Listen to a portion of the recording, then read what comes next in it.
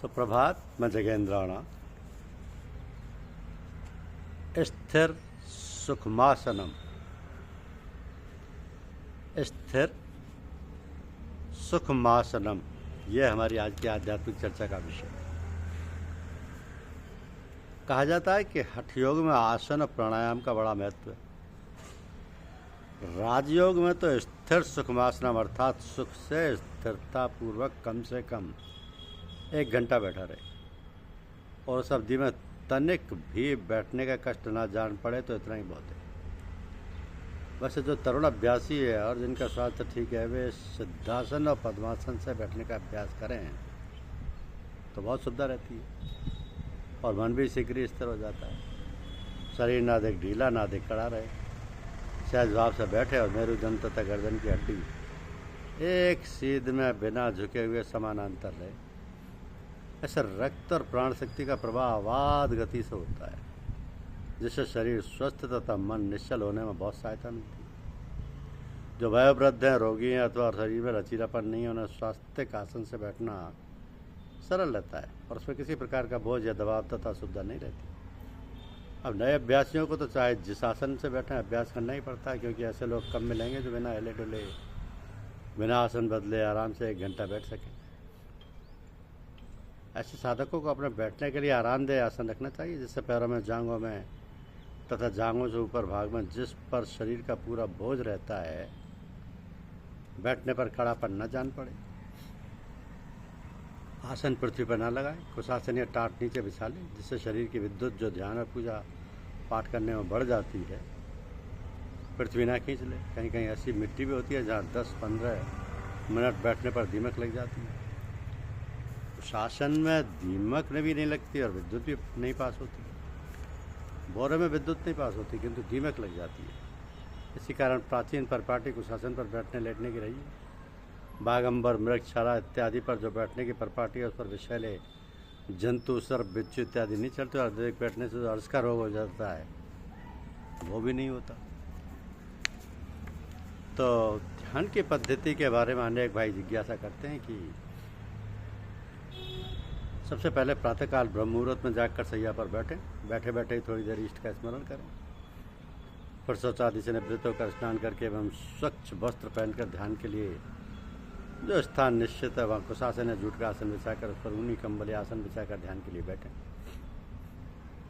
अब ध्यान स्थल को धूप या अगरबत्ती से सुवासित कर लें। आंतरिक ध्यान करने से पहले कोई प्रार्थना करके अपने मन को विचार शून्य कर लेना चाहिए। तत्पश्चात मन ही मन इष्ट का आवाहन कर उनको अपने सामने आसन देकर बिठाएं। उनकी सेवा सत्कार करके ये सोचें कि ईष्टदेव के विराजमान होने से सारा वातावरण आनंद व प्रकाश हमारे हृदय में भी समा रहा है। तत्पश्चात ध्यान की जो विधि गुरुदेव द्वारा बताई गई है वह आरंभ करें। तो ध्यान मनमानी विधि से ना करें, गुरुदेव द्वारा बताई गई विधि से ही करें।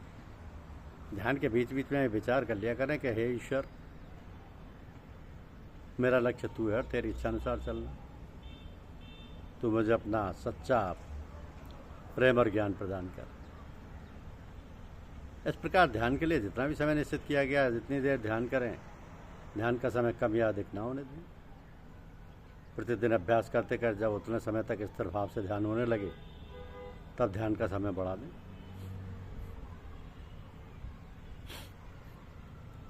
धीरे धीरे ध्यान का समय कम से कम 1 घंटा कर दें। ध्यान करते समय यदि विचार आते हैं और चले जाते हैं परंतु ध्यान में बाधा नहीं पड़ती है तो ये स्थिति ठीक है। किंतु एक ही विचार आकर यदि रुक जाता है और उसकी श्रृंखला बन जाती है तो ये स्थिति ठीक नहीं। उस समय विचारों को ना हटा करके ध्यान रोक दें और ध्यान आरंभ करते वक्त की जाने वाली बातों को पुनः करें, यानी ध्यान को नए सिरे से आरंभ करें।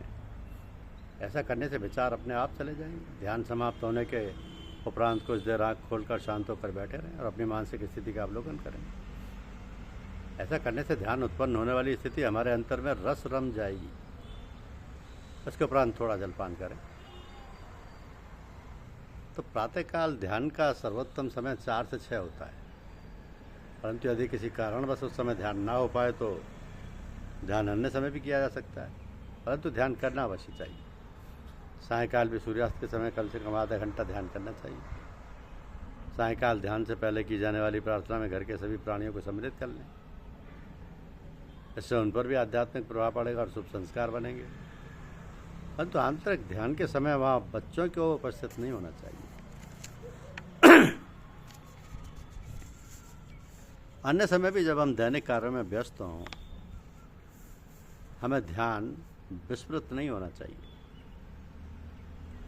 वस्तुतः प्रातःकाल ध्यान करने का उद्देश्य है कि सुबह से शाम तक कार्य में व्यस्त रहने के बावजूद ध्यान की अवस्था बनी रहे, और सायंकाल ध्यान करने का उद्देश्य है कि सुबह से शाम तक ध्यान की अवस्था बनी रहे। अपने दैनिक कार्यों को करते हुए, चलते फिरते, खाते पीते हर समय ध्यान का अभ्यास या इष्ट का स्मरण होते रहना चाहिए।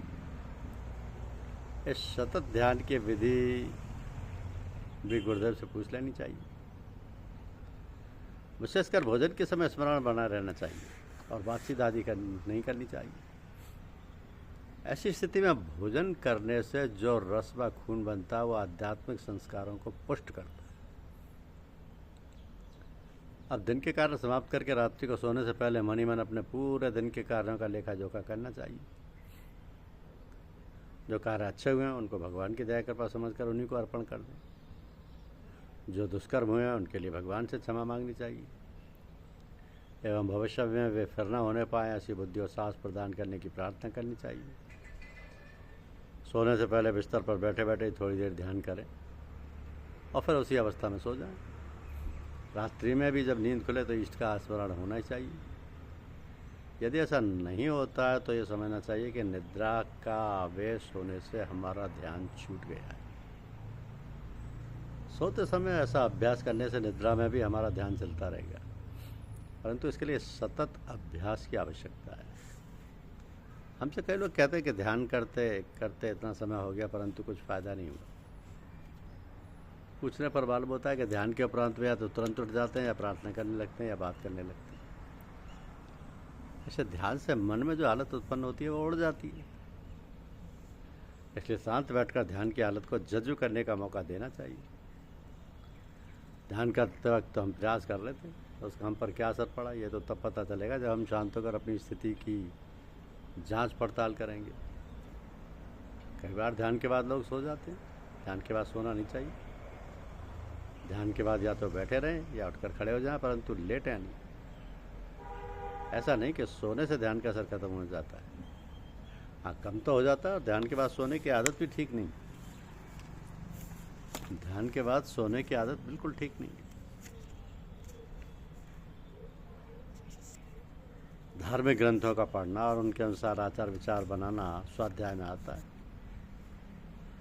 स्वयं माने अपना अध्याय माने अध्ययन करना, देखना, भालना, निरीक्षण करना कि हमने प्रातः शैया त्यागने के बाद साय और रात्रि के सोने के समय तक कौन कौन से कार्य किए। जो शुभ कार्य किए उसके लिए भगवान को धन्यवाद और प्रार्थना करना कि प्रभु ये कार्य तो तेरी दया कृपा से हुए, हमें अपनी सामर्थ्य का, तथा जो बुरे कार्य हैं उनके लिए क्षमा मांगना, रोना, गिड़गिड़ाना कि हे प्रभु ये हमारी निर्बलता है, हमें इतनी बुद्धि और शक्ति सामर्थ्य नहीं कि इन अपराधों से बच सके, अतः क्षमा करो और दया करो कि भविष्य में अपराध फिर ना हो। इस प्रकार स्वाध्याय करते रहना चाहिए कि मानव कुछ का कुछ हो जाता है इससे। असल में तप जो है, जब तप जिसको बोलते हैं, अब तप माने है सर्दी, गर्मी, भूख, प्यास, दुख और कष्ट इत्यादि को सहन करना। घर गृहस्थी में जो कष्ट आते हैं, जो विघ्न बाधाएं होती हैं, उनको सहना। नौकरी चाकरी में अपना काम समय से और ईमानदारी से करना। इस पर भी कोई अफसर यदि बिगड़ जाए, झटकियाँ दे और उल्टी सीधी अनाप शनाप बातें कहे, उसको बर्दाश्त करें। जरा भी बुरा ना माने और हंसते हुए मीठे शब्दों में यदि बात पूछे तो उत्तर दें। ये सारी बातें तप में आती हैं। जब आप गलती करें और डांट पड़े तब तो आपको सहन करेंगे ही, क्योंकि आपसे गलती हुई है। किंतु बिना कसूर के डांट पड़े फिर भी आप सहन कर लें और तनिक भी बुरा ना माने तो ये तप कहलाएगा।